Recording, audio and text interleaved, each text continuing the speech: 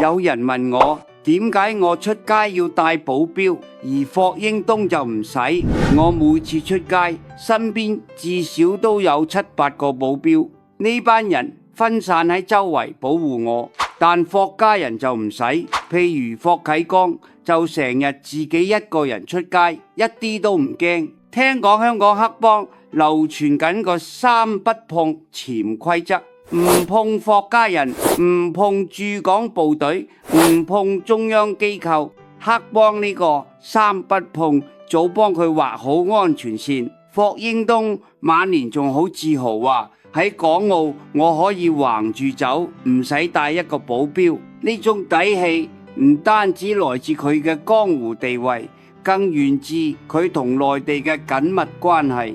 而我就算有長和系呢個龐大帝國，都只可以穩陣行。上世紀50年代，朝鮮戰爭打得如火如荼，霍英東居然夠膽冒住被港英政府通緝嘅風險，組織船隊運物資入內地，為戰爭勝利立下汗馬功勞。